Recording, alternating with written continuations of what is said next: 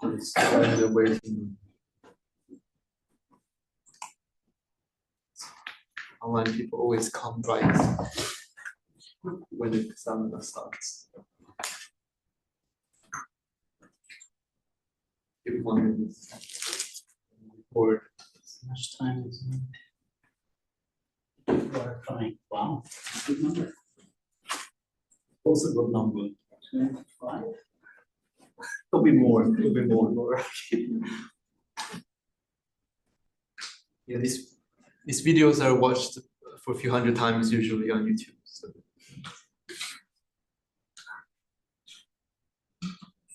Let's get into the style.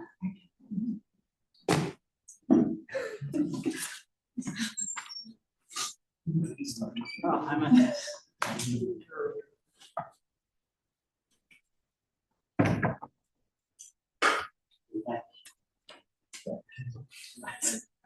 I'm improved. Let's get started. Today we're very pleased to have Kayvan Sadeghi from UCL talking about the theory of causality with multiple interventions. For people joining us online, please use the Q&A tab in Zoom to submit your questions, and I'll bring them to Kayvan. Without further ado, Kayvan. Hi, thanks for the invitation. So this is a joint work with Philip David and Terry Sue, both of whom are here. It's still in progress, so we haven't submitted it. There are bits and pieces missing, but the main theory is complete, and I'm trying to explain the main theory. So what's the objective of the talk? So we are dealing with intervention, so it's all about interventional distributions. And I thought most people here know more or less what intervention means, so I don't explain exactly what interventions mean, but the type of intervention we consider here is hard. It means that it destroys the causes, okay? So it's not soft intervention. And we also consider stochastic intervention, meaning that when you intervene on a variable, you're replacing it with an independent variable, right? It works for atomic intervention. I mean, it's very easy to have atomic intervention in the setting that I'm going to propose, but think about hard intervention and stochastic intervention for a time, okay? So what's the idea? The idea is that we start with a family of interventional distributions. So we don't start with a graph. We don't start with an observational distribution. So the input is a family of interventional distributions. And then from that, we define the concept of cause. We define the concept of direct cause, and then we generate the causal graph. So the causal graph is generated, it's not assumed. And then we provide some simple properties for this family of interventional distributions, under which the interventional distributions are Markovian to the causal graph that we've made. And when you have Markov property, a lot of theory of causal inference follows through, because a lot of that relies on the Markov property. Okay? So what I do, I present the theory for a causal DAG, but really the theory is for the case where you allow for cycles and you allow for latent variables. The cyclic bit is still a bit ongoing, some of the proofs, but I think the idea is totally there.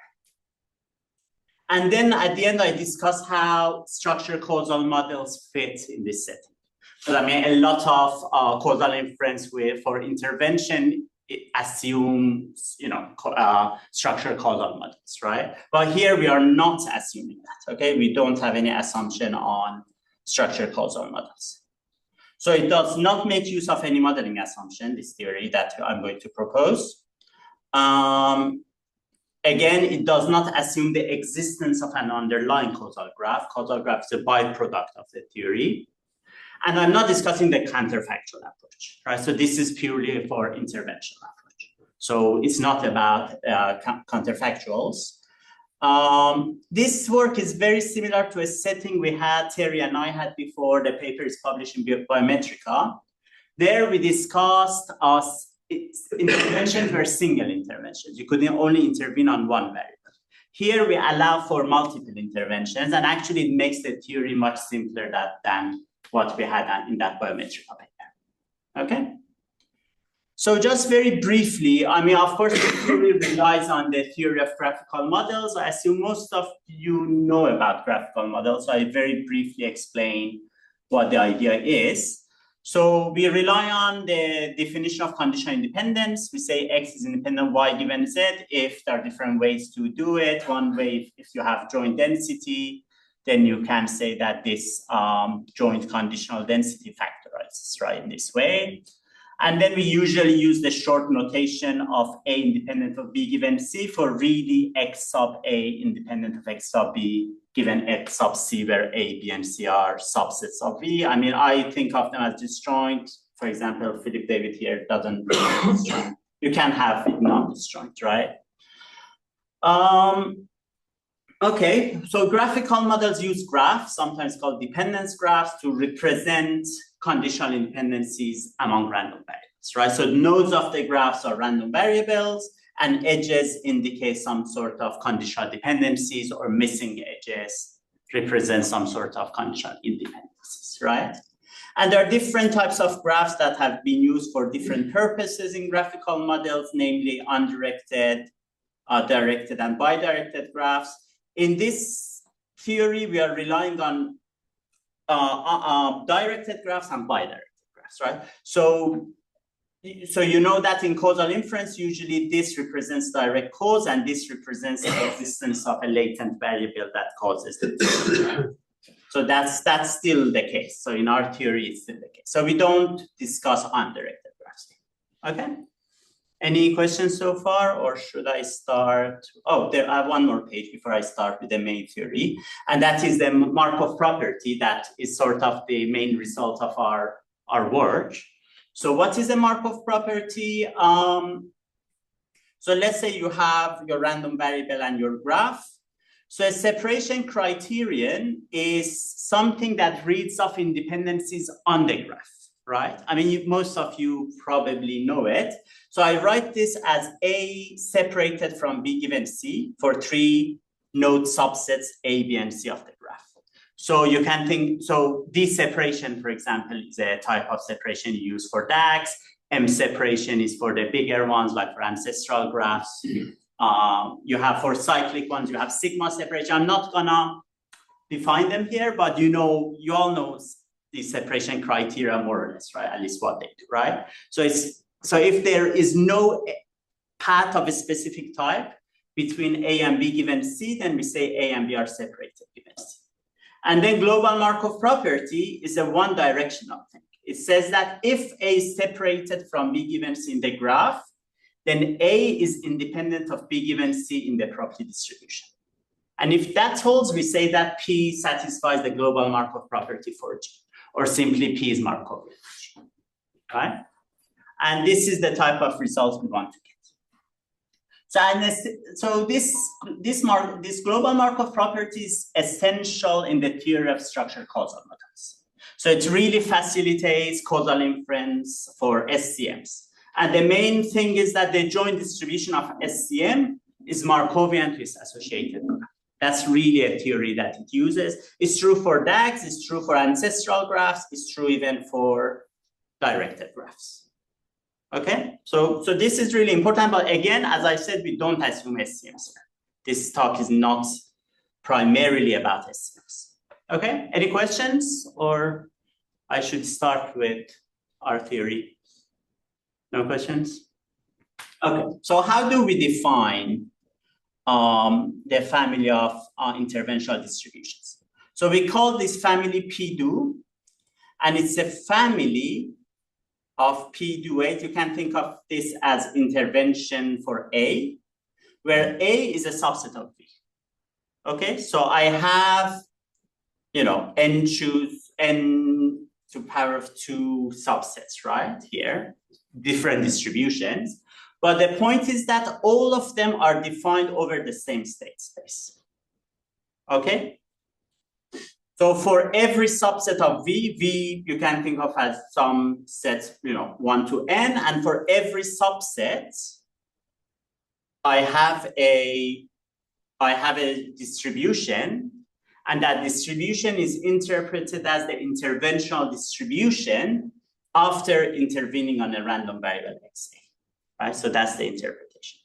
So what is P do empty? P do empty could be interpreted as the observational distribution. So you're not intervening on it, right? So I have this family of hopefully interventional distributions, right? And then I would like to define things from this family. So this family is the input, is what we start with. Then how do I define the concept of cause? So cause of K is all the members of V such that I is dependent on K in the distribution P to I. So this is a single intervention which exists here, right? So I look at P to I. If I is dependent on K, then I say that I is a cause of K, right? And this is exactly how cause is defined in SCMs. You intervene on something, if it's dependent on another thing, then it's the cause of that. Okay, and so I have cause of K, but if you look at this cause of K actually relies on many different P to I's, because you need for each I, you need a different distribution to define this set, right? So that's how I define the cause of K. Go ahead. How is I random in P to I? Can you explain that? It is still a random. So P to I is still defined on the whole V. So the state space is still this. So you can think this is kind of like stochastic intervention, right? So if you think of STMs embedded in this setting, you are putting xi to be epsilon I for some random variable I, right? That's independent of the brief, right? So this is stochastic intervention. Okay, then I define direct cause. How do I define the concept of direct cause? I look at do V minus K. So I intervene everywhere but K, and I look at whether K is dependent on I, given everything else but K and I. And if this holds, then I say that I is a direct cause of K.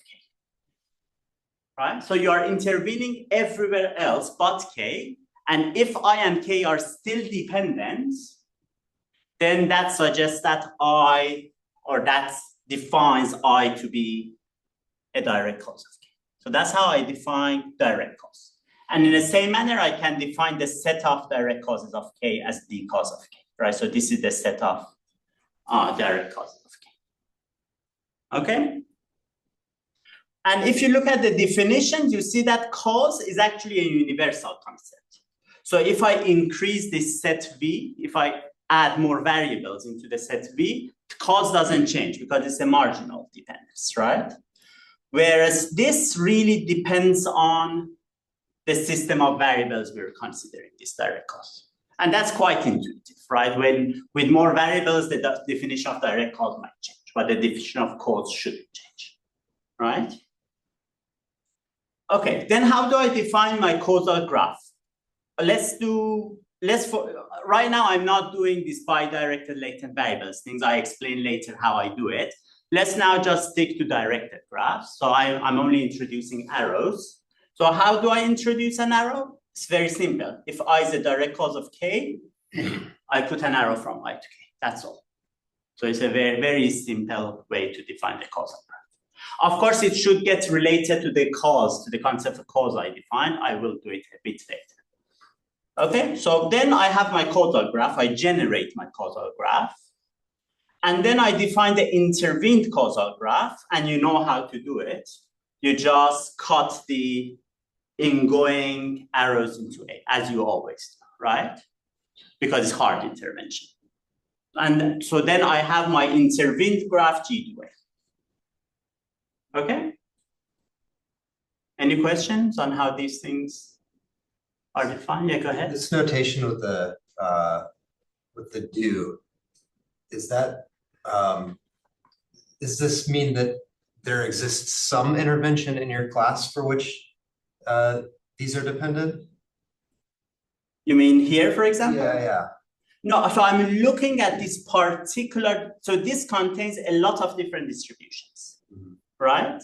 So here I'm picking one of them. Which one am I picking? The one that is due V minus K, right? So this is a P due V minus K. P due V minus K is a distribution. And its interpretation is interventional distribution on V minus K. So I'm intervening everywhere but K. Where are you setting those to, I guess? Sorry? What is the maybe what I'm missing is the intervention precisely defined? Like, it seems like there are many possible interventions. I still haven't connected them properly. I will have assumptions that will connect these P due A's. I still haven't connected P due A's together. Of course, they need to be somehow connected to each other, these interventional distributions. They're not completely free to roam, right? But right now, what I have is a family of the distributions. For every A here, I have a distribution. Right now, that's all I've done. Just one per A? For every A, I have a P due A. I have one distribution that is a joint distribution over the whole set V. I have a joint distribution for every A. Okay. Right? That's okay. Yeah. But of course, these need to be connected somehow. Otherwise, as you said, it's quite He's also talking about the conditionality of the A variables, right?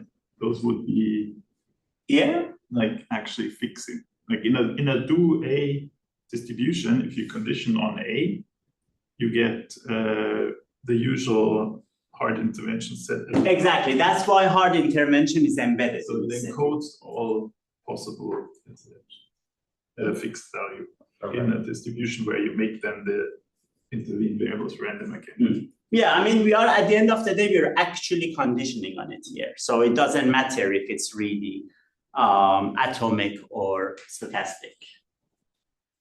Do you assume stochastic intervention? Because when you say independence between K and I? Yeah, the general setting is stochastic. I'm assuming stochastic intervention. But atomic intervention could be embedded easily in this setting. Okay, maybe not a great example. Let's say you have all these P dues. I've made my graph. So this is not given. I've made this graph. And let's say this is the graph I got. So if I look at this, I know a lot of things, right? So for example, so here V is I, J, K, L.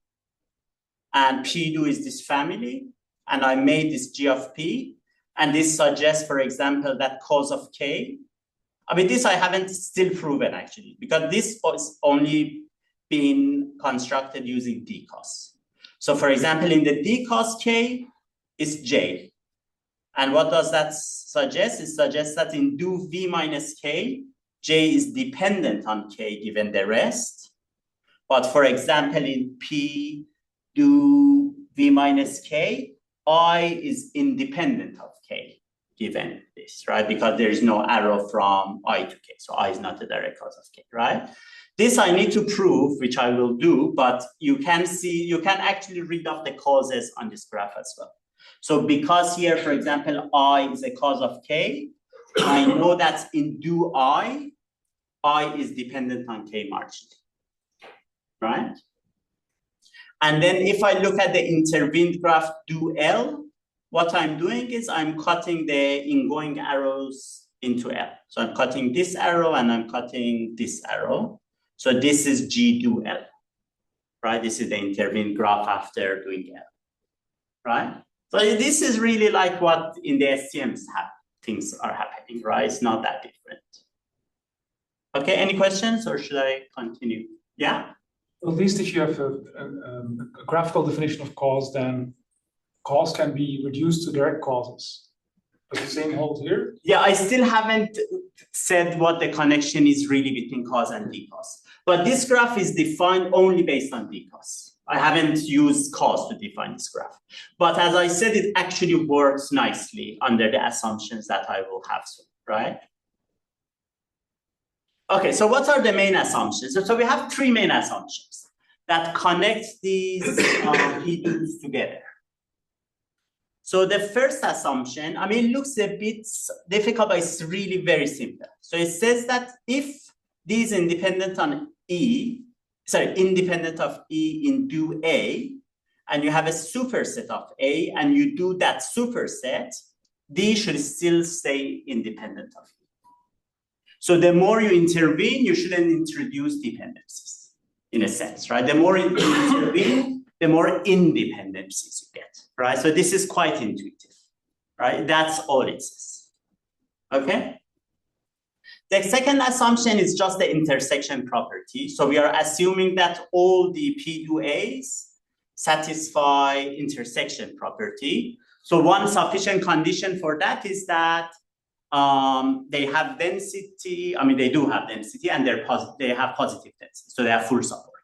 So full support is a sufficient condition for intersection property. So it's not a strong property in that sense. And the third assumption is one that quantitatively connect P2As together. And how it does it, it says that, so I connect P2As to P empty, which I call P, but then of course this connects P2As together, right? Because they all connected to this P. But this is a more minimal way of describing it. So I say that P2A of xk, given non-descendants in this G2A graph, should be equal to P of xk given non-descendants of k in the main causal graph. So that is the connection. So if you look at a node, the probability of that node given its non-descendants in do A is the same as the probability of that node given its non-descendants in the causal graph. You say it's something a little bit more about, so the first two assumptions don't require a graph at all, but the third one does say something about a graph. Yeah, but because the graph is generated from the cause, really it's not a graph criteria, right? Okay. But it's easier to describe it using the graph. Instead of non-descendants of G2A, I can think of it as a chain of D causes. Okay. Right? So it shouldn't be a chain of D cause to one, but it's easier to describe it using non-descendant. And you all know what non-descendant means, right? So it's not a descendant, and descendant is the other one is the ancestor. Yeah. So there are a couple of good questions online from June Park. So the first one, I think it's about the previous slide. The first one is we only have one intervention in the family per A, right? So we don't need to consider multiple possible measures we can put on A. For every A, we have one distribution. That's one distribution. And so this is related to the second question, where you say if I and K are independent under interventions on I, then by your definition of a cause, I is not a cause of K. Exactly. But what if interventions on two variables ij has a different effect on K? So exactly. So these assumptions make sure that that won't happen, as we will see in the results, right? So these assumptions are really connecting these different P2As quite tightly, more than what it looks. And that exactly such things won't happen. That's the whole point of these assumptions. On assumption one, so you could imagine if A was the empty set, you could have some independence, and then maybe it arises unfaithfully from pathways cancelling out, and then you then intervene on B, and you lose the independence. So is the independence symbol there defined graphically, or? So if A is empty, then in the observational distribution, you see there is an independence. Yeah. Then if you intervene on something, you expect that independence to stay an independence. For STMs, there are some weird examples where this could be violated. I mean, if you had a faithfulness violation, if you had pathways. Yeah, you have a path and you have independence. And if you, for example, intervene somewhere else, this says that that faithfulness violation is still in place. Yeah. Okay. If you intervene on that path, obviously it stays independent. because the edge is gone, the independence stays there. But, I mean, if two pathways cancelled out and your intervention blocks one pathway, you could lose the independence. Yeah, it doesn't allow those cases, exactly. Those, yeah. And then one immediate corollary or result from just assumption one is that if I is a d cos k, then I is a cos k. But you can go on independence from the dependence from if you look at the contrapositive of that, if B is everything but one node and A is only one node, then dependence here means dependence there. And that is exactly d cos versus cos, right? This is dependence for everything but one node, and this is dependence for only one node. So this assumption ensures that d cos is indeed a cos. Okay? Then what are the main results? So these results hold under all these three assumptions. So we have these three assumptions. Then what sort of results do we get? So the first one is, if I is a cause of k, then I is an ancestor of k. Okay? So causes are certainly ancestors. Okay, in the causal graph we've generated. Okay.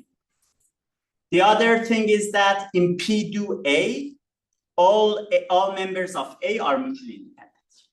So if you intervene on everything, then they're all mutually independent on the things you've intervened on, which is again quite intuitive, right? So the main result we have is that for every A, the distribution P do A is Markovian to graph G to A. So that's our main result. So we have the Markov property of the intervened graph to its corresponding intervened distribution to its corresponding intervened graph. Right? So that's our main result. Maybe I missed this, but is G to A just G with the edges in A deleted? In going arrows into A deleted. Yeah. Are you assuming G is acyclic here? It works for cyclic stuff under some extra assumption here, hopefully, but here I'm doing DAG still, but it works for cyclic under sigma separation. I'll explain on a slide. The assumptions and so far the result as well I can gather are about you want to connect the different dimensional distributions by focusing on the independencies, but you don't know anything further about the distributions themselves. So for example, if you were to says have, things about distribution. right, but I'm thinking, let's say you have intervention distribution on A, and you have B, separate sets of variables. And now you have the joint interventional distribution on A and B. Would you not expect that the marginal of A in the joint distribution is the same as the interventional distribution on A by itself? I think this exactly kind of allows that at least given on descendants, right? So here, because here, connecting it to P, connect different P to A's together, right? But that's for K, not in A. I'm talking about A itself. So if I intervene on A, and then only consider the marginal distribution of A, then everything would be independent of everything. Right, but I'm just thinking that distribution for A, could that be different if I were to just expand the intervention by now also intervening on B? One would expect that that shouldn't matter for what's happening to A, right? I'm just also intervening somewhere else, but the distribution for A should be the same, or is that not a property? The marginal distribution. Yes. So I guess that depends on if you use the same intervention, then it's actually holds, right? But I mean, you are allowed to do different interventions on A. Right, so it could be like if you put I don't know, if you put some noise there for A when you intervene, and then when you intervene on A and B, put some other noise for A, then you don't expect them to be the same. But if you apply the same intervention, then I think that what you're describing, I can show that it actually happens for the same intervention. But here we are really, the main point of these things is that you look at places you haven't intervened, right? Because with intervention, you're free to intervene in whatever way you want, right? So you can, because it's stochastic intervention, you can put different in distributions when you intervene on something. Does that make sense? Yeah, then it's just strange to me why we would restrict it to just one distribution for each variable. Why not just say you can have as many as you want? Yeah, I mean, this family is one distribution per variable. So it's like one fixed intervention per variable. But you're right, there could be equivalence classes of distributions, and I think in our paper actually we had discussed that in our previous setting we had. That you have a wider equivalence class of interventions, right? And that's what kind of SCM does in a sense, right? It doesn't matter what you intervene on, you still have some properties that hold under all such interventions, right?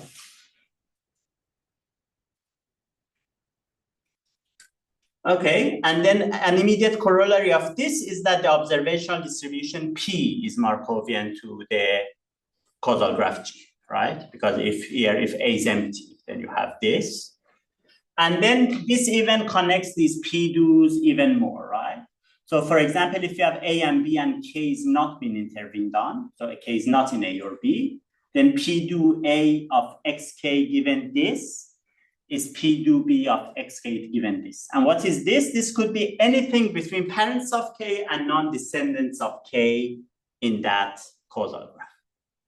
So no matter what you put here between parents and non-descendants, you have this equality between P2A and P2B. So these have to be the same. Okay? And if ancestors of K as a set do not intersect with what you intervene on, then P do A of XK marginally is equal to P do B of XK marginally. Okay, so if ancestors of K do not intersect with A and B as the two things you intervene on. So that's another property. And it's quite intuitive when you think about it. Right, so you're kind of intervening in the below, down there. And up there, marginally, things don't change. Okay, so online question from David Hackerman, I think it's on the second proposition you have there. Why can't an intervention on A create dependencies among the variables in A? We do not allow it. I know in STM you can, again, these are very difficult examples to come up even in STM for it to, you intervene and then you have dependency.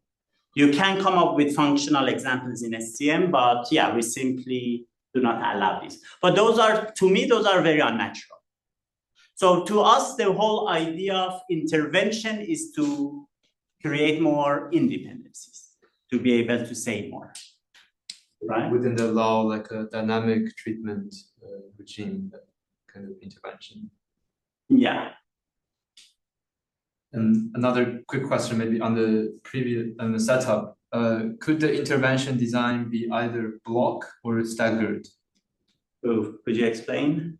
I don't really. I don't know exactly what. Maybe. Yeah, if they could clarify, then clarify further. Yeah, if they clarify, then I'll try to think about it.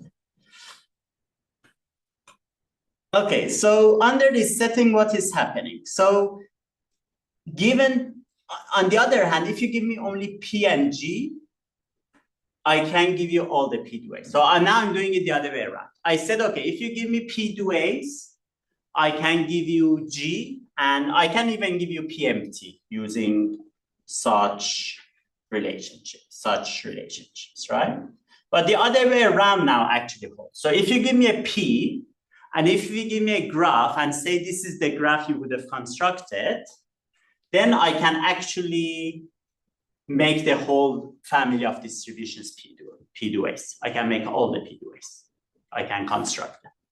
How do I do that? Okay, I look at this corollary, right? I connect these. I use this to define P2As in this form. For parents, I do it. So I can define all such things, right?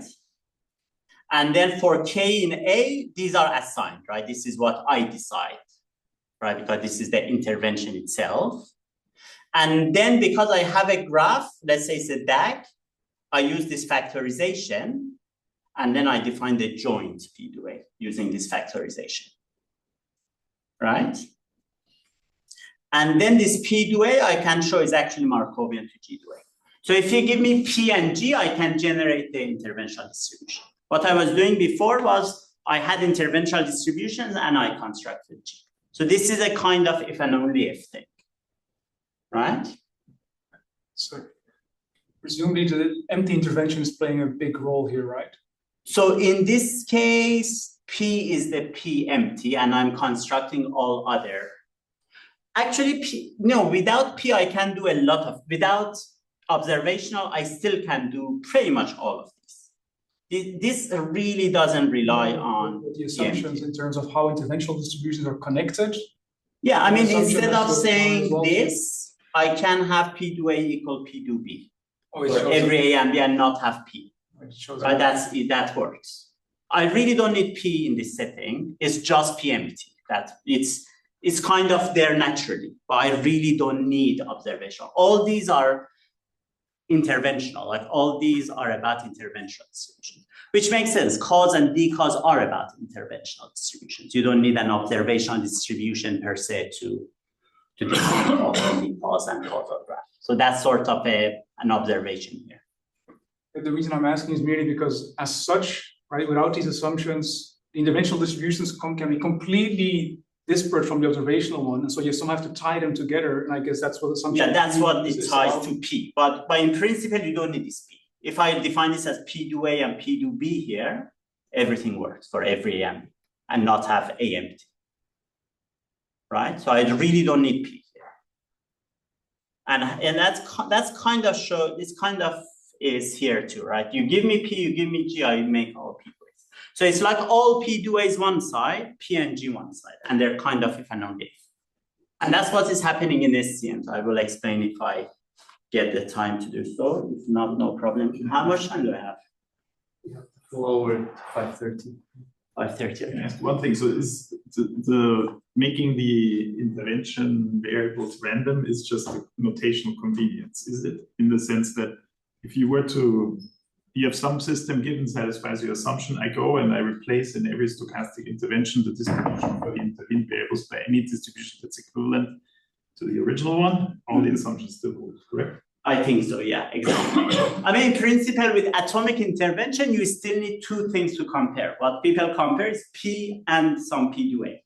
Right? You need still two things. So in a sense, there is a distribution going on there, right? But you're right. I mean, especially because we can easily condition on things we intervene on always. So yeah, so it's really the same setting. Okay. So this is generalized to cyclic graphs. So this is a work in progress for the proofs, but basically you need these type formulas that we had before. This needs to be extended to something about both nodes, but also here I call them cycles, but they're really what it's really called strongly connected components, right? Things that all are meshed up in a, in a cycle, in a big cycle thing, right? They all are cause of each other, right? So that is a top. It's a strongly connected component here. Here for convenience, I just call it cycle. So you need the relationship between strongly connected components as well, like similar type formulas. And the theorem is with sigma separation. So under that, let's say the graph we generated is cyclic. It can happen. I've had decause or direct cause, and it can give you a cyclic thing. And under these and the other two assumptions that are unchanged, these two assumptions are unchanged, I can show that, or we are trying to show that P2A is Markovian to this graph with sigma separation. Sigma separation is the weaker one. So it's easier to work with because within a cycle, everything is dependent, etc. So there's fewer independencies to worry about.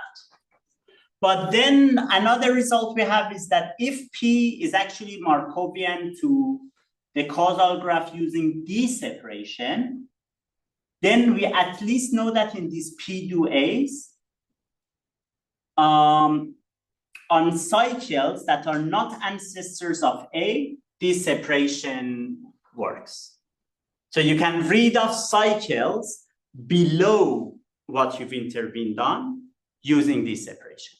So this separation kind of carries through to P do A's. This separation on P somehow carries through to this separation in P do A's. So there is more going on than sigma separation if you have some separation to begin with. Okay, so that's one thing. So how do I generalize to allowing latent variables? Okay, now I need to change my causal graph, of course, because I want bidirected stuff in my causal graph, right? I need to introduce new edges of bidirected type. So I keep all the arrows I had. I don't change that. First, I make that graph as we explained, and then for every missing edge, and if there is no edge somewhere, if there is no arrow somewhere, then I want to decide if I want to put a bidirected arrow or not. So I want to generalize the definition of my causal graph. So how do I do that? I look at do V minus ij. So I want to decide if this exists between I and j or not. I look at the distribution P do V minus ij, and I check if I is dependent on j in that distribution. And if they're dependent, because we know there is no arrow either way, we already know they're not direct causes of each other. And if you observe a dependency here, it suggests that there must have been a latent variable. Then I put a bidirected edge here. Okay, so I'm extending my causal graph in this way. As a very easy example here, let's say you have only two nodes, V is I and J. You have in do I, you have I independent of J. In do J, you have I independent of J. But you look at P and then I is dependent on J. So what this does, it's a bidirected thing between I and J, which is exactly what you expect to see, right? There should have been a latent variable that made that dependency there in P, right? So that's the idea. What if none of the independence is true? How would you show the graph? If this is dependent, yeah, and the other is also dependent, then you get a causal cycle. You get arrow this way, arrow that way. So I don't allow for both. So this doesn't allow for both. So you can't have a combination of bidirected and an arrow. You don't have a multiple, right? So this we haven't done. But if they are both true, then this doesn't kick in. You just have an arrow this way and an arrow that way. Any questions? If you started with an SCM and used that to generate your intervention distributions, what would you, with a bow, say, what would happen? We haven't thought about bows, to be honest, but it's a good question. In our other work, we thought about bows, and we had ways of looking at these P's. Then you need to look at the actual distributions to be able to identify bows. And we did have ways to identify bows. And I assume that should carry through here. So I think we have ways to identify bows, but we haven't really thought about bows yet. It's still an ongoing work, really. But I think there are some ways to identify bows, hopefully. Okay, and then another change I need is, again, this assumption 3, which was this formula. This needs to be generalized. How do I generalize that? So instead of looking at non-descendants of K, I'm looking at non-descendants of the chain component of K. And what is the chain component of K? Is K and all the nodes that are connected with these bidirected things together, right? So I need to look at non-descendants of the whole chain component of bidirected stuff rather than K itself. That's the only generalization we need. And if you have that generalization with the other two assumptions we had, again, we have our theorem that P do A is Markovian to the graph G do A, but this time with M separation, right? Because now we need bidirected and arrows. So this is a generalization of D separation now, right? So but we still have the Markov property that we extend. So I need to generalize the graph, and I need to generalize this assumption that I have before. And then I again have everything. Okay? So very briefly on structured causal models. So most of you know what they are, and I treated you as you do know, guys talked about it a lot. But yeah, so you have, but in the structured causal model, you kind of assume there is a true causal graph G, and then you make your equations based, so every variable depends on their parents, a function of their parents and some noise, right? So if this graph is a DAG, then all the noises are jointly independent. If you have bidirected stuff there, by arc I mean bidirected stuff, then you don't have that assumption, right? So then the noise could be dependent, right?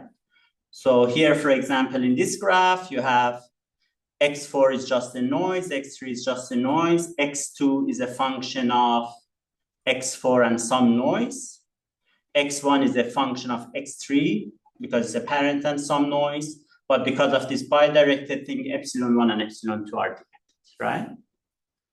And this could be thought of as there is a latent variable, right, in the same setting as we had.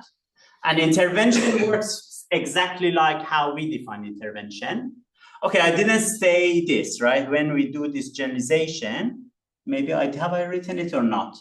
Of course, we need to generalize the definition of intervened graph, right? So if I intervene on a node, the bidirected thing is gone as well. So all the ingoing arrows are gone, but all the bidirected things are gone like here, right? So if I here intervene in this graph, if I intervene on 1, this bidirected thing is gone as well, right? So that's what we needed in that theory as well, of course. Okay, so this is the intervened graph on 1, and what you're doing is in the stochastic intervention, what you're doing is you're replacing epsilon, the whole functional form with some x1 tilde, right? With some independent random variable, right? Okay, so how is that embedded in this setting? So what does really SCM is giving? Yeah, what does really SCM give us? So it's really giving us the true causal. So if I see an SCM, what do I have already? I have the true causal graph, but the graph is there. I have the joint distribution, the observational distribution, and I have all the interventional distributions, right? I can replace those lines, those functions with stochastic things, and then I have a distribution, and that's the that's exactly what I call the interventional distribution in my setting, right? So I have all of this, but our theory showed that in this, if these assumptions are satisfied, which I will discuss, then what does our theory say? It says that this joint and this graph, again, if the two graphs are the same thing, if the graph that I generated is the same as this G, then this P and G are if and only if with this family of interventional distributions for A not empty all others. So these are really if and only. If you give me these two, I can give you all these. And if you give me all these, I can give you the observational distribution and the graph. So in that sense, SCM really carries overloaded information, right? So with much smaller subset of information, we can get the whole thing that SCM is giving us. Okay? Just because I really am confused about how that's possible. So for an extremely simple example, yeah, one variable. One variable. One variable. Maybe I need to observational distribution on it, P, and I have my interventional distribution on it. Oh yeah, so it's not about the because intervention is arbitrary for you. Yeah. What I do, I fix my intervention. It's one intervention that I know. I know what that intervention is. So do you mean atomic intervention? You're setting it to a particular value? No, you're setting it to a particular. Okay, so then how could it be that if I know the observational distribution, I know the graph is just one point, how could that in any way give me information about the interventional distribution? Well, you are Well, I'm setting the intervention to be something.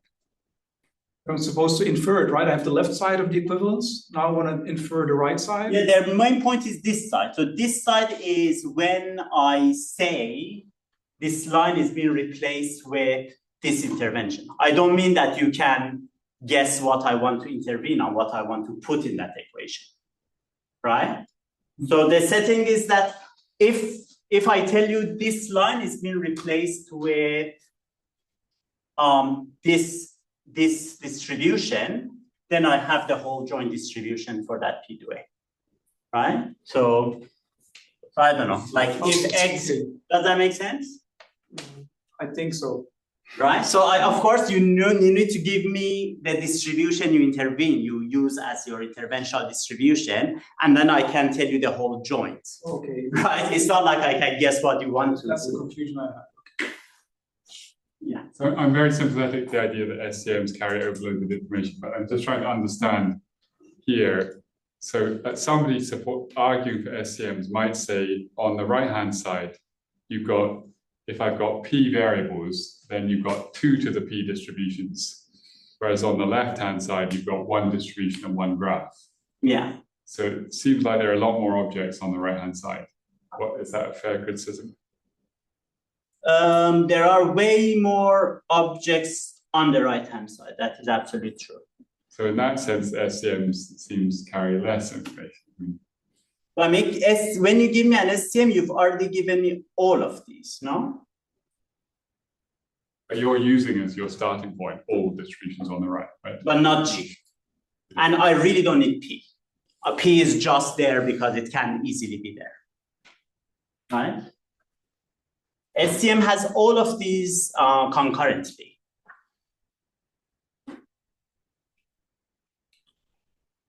Okay, so when is R graph the same as the SCM graph? That's the very first natural question, and it's very obvious because R graph is an arrow is just a recast. That's how we generated our graph. So basically, the answer is if an arrow from I to J in the SCM graph implies that I is in D cos J, then we have the same graphs. Right? But this doesn't always hold in SCMs, right? A simple example. You have this, let's say binary, y is x plus epsilon y, and let's say epsilon y is Bernoulli half, and this is the mode sum. Then of course, x is not a direct cause of k. It's independent, right? So there are these weird things. The problem with SCM and functions is that functions could be very weird. I can always come up with weird functions that do really weird things, right? So we need some, so if this condition holds, this is what we call edge cause condition, then SCM graph is the same as the graph we would generate, right? And in fact, none of the 3 assumptions we had always holds for SCMs.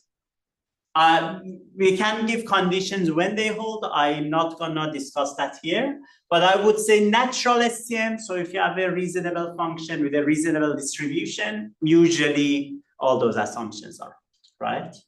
But I can come up with examples that those assumptions do not hold. And then SCMs also behave very differently when they're cyclic from the way we are making our cyclic graph. So that is quite different. And one disadvantage of SCMs is that it requires strong solvability assumptions in the cyclic case. Because there are these functions and they get tangled up, and whether they're solvable is really not an easy thing. Whereas how we make cycles, I can easily make a million examples of a cyclic case with no problem using my interventional distributions. They only need to satisfy those 3 assumptions. So it's very easy for us to make cyclic examples. But when you don't intervene, you do need a solution. So how are you solving that problem? When you don't... And your intervention set is empty or very small, you do need a solution. Well, I mean, from this assumption, I can make P, right? That's exactly... So from P to A's, I can make my P from such assumptions. I mean, for the cyclic one, it's slightly different from that. So I'll have my P2As that give me a cycle, and then I use such formulas to make P. There must be some solvability probably. There is, yeah, I wouldn't claim there is no solvability issue. But it's way easier than these weird functional forms of SCMs, I would claim. I don't know, Terry might have a comment on that. I don't think it's solvability, it's whether those conditional distributions can be pieced together to give you some P, right? It's different, it's more like a consistent, Yeah. it's more like a consistency than a solvability, right? Whereas, because it's not an SCM anymore, right? Yeah, I agree. It's not solvability, it's like the conditions get, I don't know. Yeah.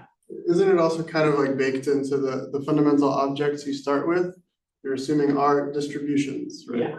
And if I was in a situation where intervening on something led to no distribution, it would kind of like never show up in your set, right? But like I'd collect some data from this system, and the assumption that the data that I collect is like from a distribution that is like the equilibrium distribution of some process already bakes in a kind of solvability thing. Yeah. So the distribution is given to us if we use kernel method or non-parametric to estimate. That's what you're saying. Yeah. So yeah, so you're saying something good about our work. Yeah. It's neither good or bad. I think that the solvability thing is kind of located in the fact, the like starting point of this is a set of distributions that emerged after intervening on something. Yeah, I totally agree. That's really what happens in practice. You can estimate the distributions and start with that as a primary object. Yeah. Okay. So just a summary. So we have provided the general theory of causality using multiple interventions. It does not need to make use of any modeling assumptions like SCMs. It includes most cases with latent variables and causal cycles. It does not assume the existence of an underlying causal graph. It generates a causal graph.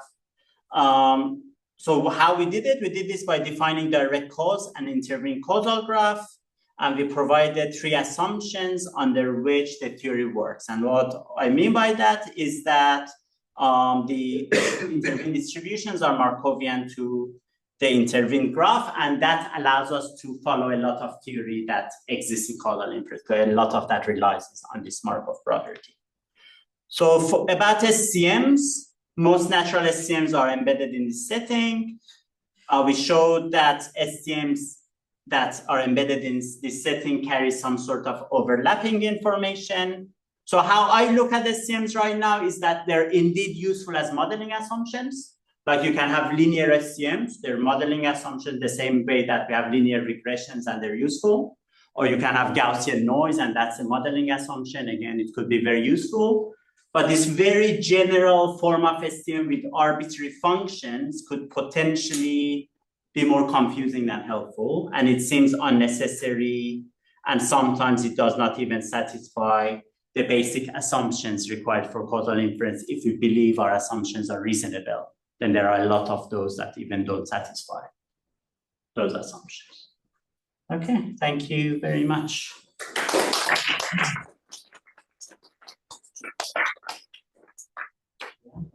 So how do you envision using this for data analysis, right? For statistics. So in SCMs, you have functions and distributions for noise that, call it variation independently, can be just chosen from some sets. Okay, and I have specified a statistical model.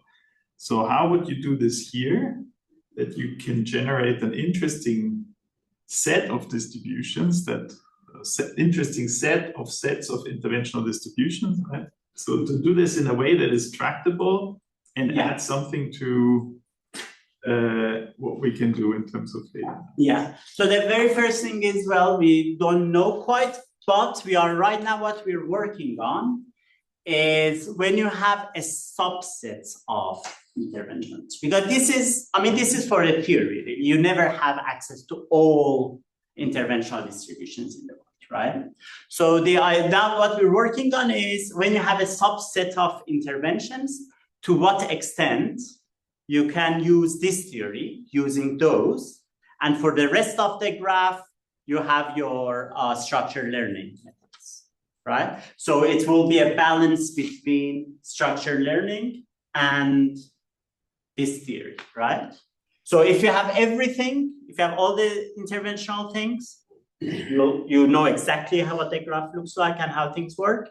If you have nothing, if you only have PMT, you have to rely on structured learning methods.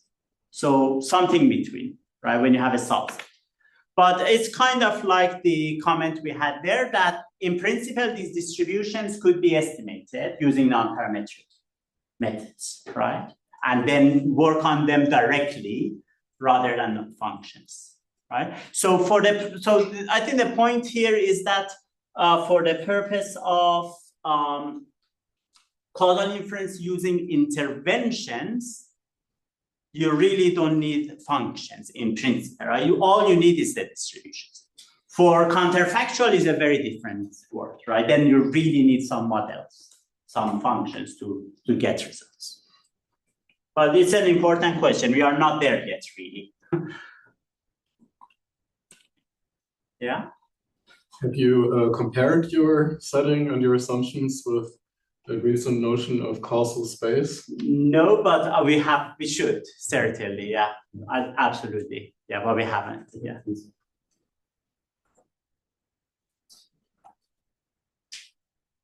So I'm a bit confused as to the strong comparison to SEMs instead of simply the DAX with the distributions or causal Bayesian network, because Pearl would also agree, well, as long as you're not going to layer 3, indeed, SEMs are completely redundant. You can get by with just the graphs and the distribution. Okay, we tend to agree on that matter with him. Yeah, that you can use distributions and graphs only. But here we don't even need the graphs. Maybe that's one difference. Here we are really making the graph. We are not assuming any underlying causal graph. But then would you still get something similar to what you get here in the end? So with SEMs, you can say, look, there's even situations in which our framework does better because the assumptions that we made, which we think are well justified, could be falsified in SEMs. Therefore, SEMs allow us for weird cases. Could the similar point be made for well, graphs and distributions then, or are those really equivalent? Yeah, I don't know. Are they really falsified in SEMs? And I'm wondering if that's how I read your last sentence there, but does not satisfy the basic assumptions. Oh yeah, those are, I mean, these 3 assumptions I meant. Yeah. Right? So I can easily come up with SEMs that do not satisfy these. But whether they're yeah, but I mean, you're assuming some functions and they are certainly not falsified, right? Existence of those functions. The existence of the causal graph is certainly not falsified in the SEM set. Whereas here we don't need that. Yeah, I don't know. I think we're 1 hour in, and I'd like to kind of conclude the online part, at least just to say thank you, Kayvan, again for a very nice talk.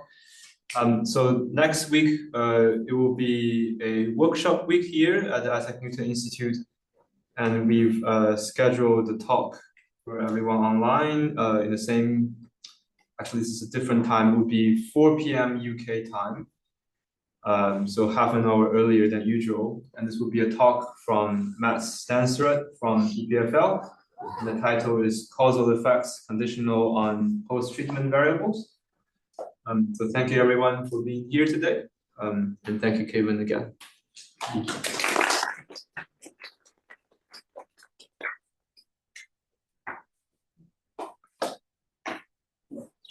I should have.